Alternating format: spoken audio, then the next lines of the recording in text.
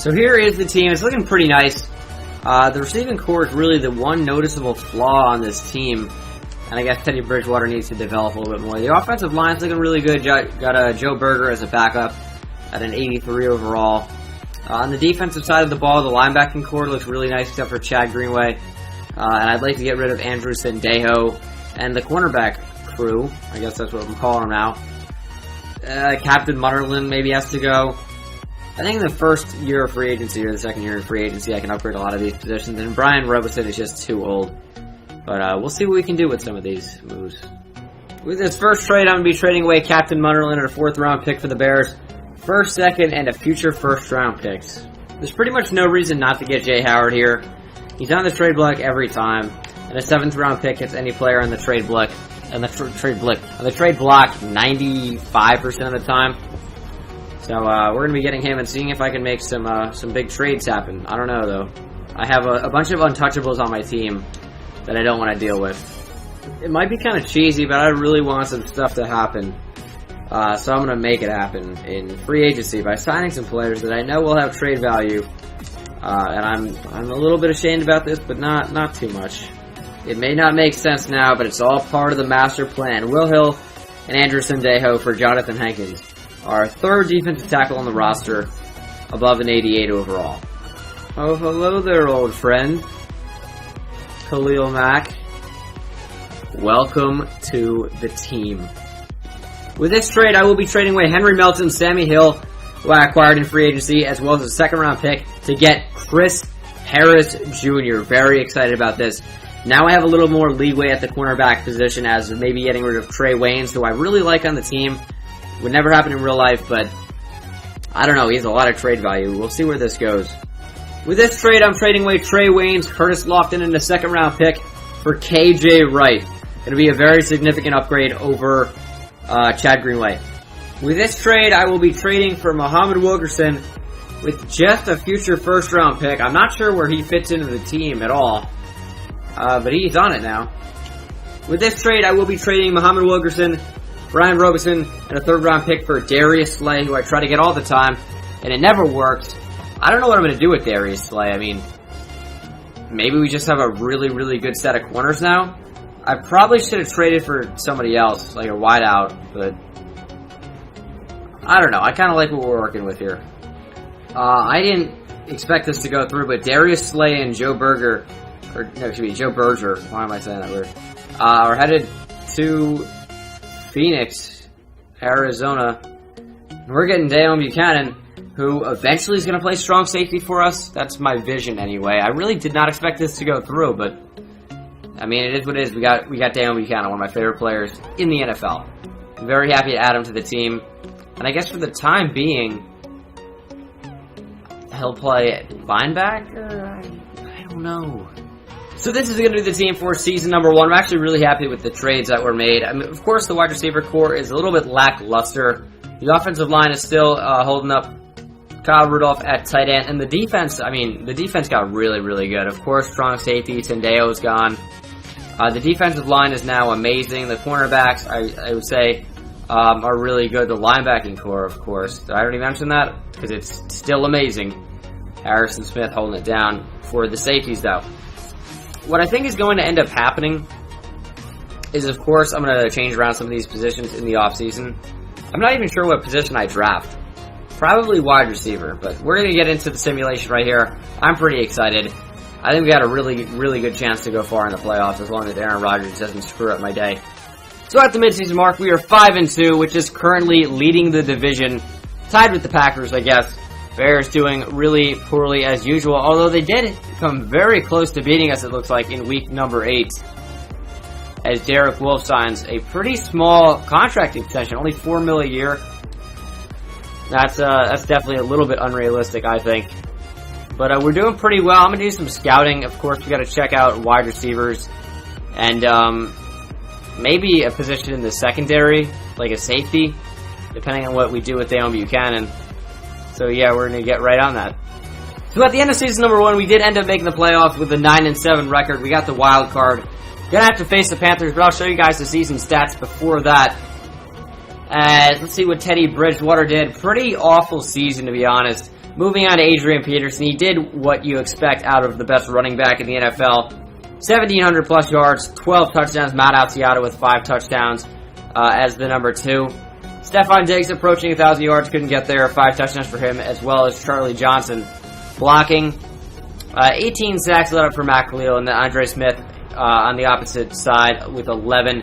Defensively, 124 tackles for Eric Kendricks. KJ Wright got 100, and Harrison Smith was mighty close with 99. Tackles for loss, 10 for Linval Joseph, 6 for Everson Griffin, and holy cow did we get a bunch of sacks. 18.5 for Khalil Mack.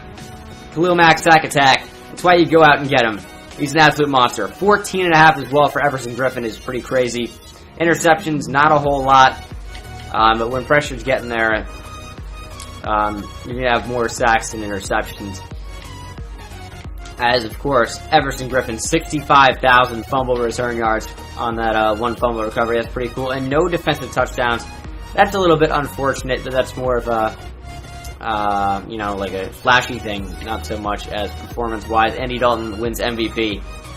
I don't know how that happened over Aaron Rodgers, who always wins it. Teddy Bridgewater's not even there. Brock Osweiler is, though. Checking out NFC Offensive Player of the Year. That goes to Aaron Rodgers. Adrian Peterson in 5th. No Teddy Bridgewater. Defensive Player of the Year. Khalil Mack should be here, but they don't count that. Eric Kendricks comes in 10th, though. Offensive Rookie of the Year goes to famous Jameis Winston. Defensive Rookie of the Year goes to Eric Kendricks. That's pretty sweet. And then J-Ron Curse also got in there at number 6. Let me just see best D-line if that's Khalil Mack. It's not. Everson Griffin. Where is Khalil Mack? Is he listed at best LB? Alright, whatever. Please make a stop. Don't let him in. That's going to be the ball game.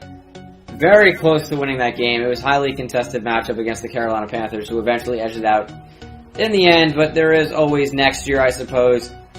We're going to draft a superstar player. I don't know really how much it's going to impact the team.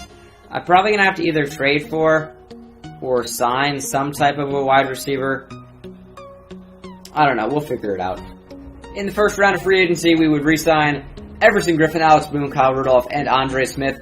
Now headed into free agency, I think with around 20-some-odd mil to spend. I don't think I'm going to spend any of it.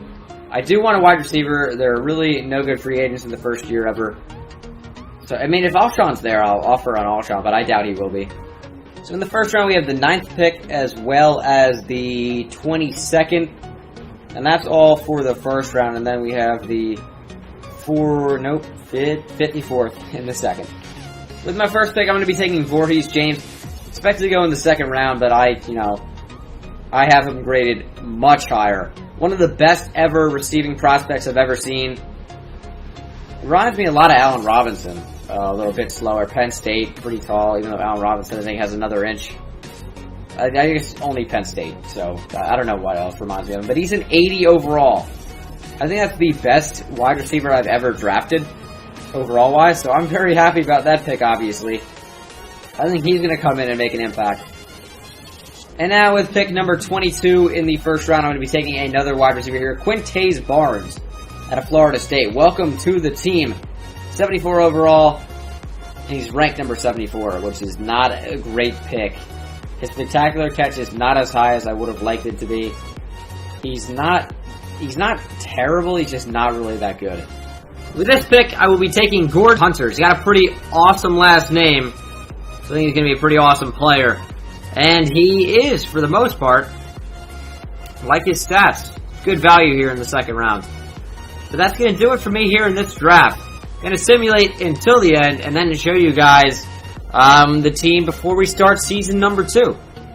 I'm going to be trading TJ Clemmings here for Bashad Breeland and a 4th rounder in 2018. I think this is a good value, and it adds a really good nickel corner to our team. But without further ado, this will be the lineup for season number 2. Bunch of really nice pieces coming together here. Adrian Peterson is beginning to go down in overall. So we got to start winning. We got to start winning now. Wide receiver core looks pretty nice. Of course, we got a rookie in the slot there on the defensive side of the ball. I mean, he's looking awesome. The linebacking core is fantastic. The safeties are great with Daniel Buchanan now. The cornerbacks are amazing. Well, the cornerbacks are really good. The defensive line is amazing. This is a very good team that should do very good things. I cannot wait for season number 2 to get underway. Let's do it. Getting Carlos Williams for a 7th round pick was too good to pass up. So that, okay, whenever I try to do the intro before, it always ends up working out poorly. But for a 6th round pick, we will be bringing Carlos Williams onto the team as our backup running back, Adrian Peterson. I feel like that's a really, really good backup player. Going to be an 88 overall with confidence. But let's get right into the simulation. So, midway through the second season, we are 7-0. Doing absolutely great. Gotta negotiate contracts with Sharif Floyd, Matt Khalil, and Harrison Smith. I would like to retain all of them for season number 3. But how do we make it so far? We're destroying the NFC North, so I'm liking the way this is going so far. And I think we have a Super Bowl in our future. Stay tuned. So we would end up finishing 13-3 after our whoa, English. After our undefeated start. I'm not sure why that was so difficult for me to say. Teddy Bridgewater, another kind of lackluster season, to be honest. Not really too impressive there. Rushing Adrian Peterson, absolute beast. And Carlos Williams, 17 touchdowns and almost 1,000 yards. Receiving, Laquan Treadwell would lead our team. We are not getting a lot of touchdowns. Our rookie, Voorhees James, played quite well, to be fair. Blocking, how'd we do? 15 sacks for Matt Khalil, that's upsetting. Defensively, Eric Kendricks was the only player on his team with 100 plus tackles with 140 almost.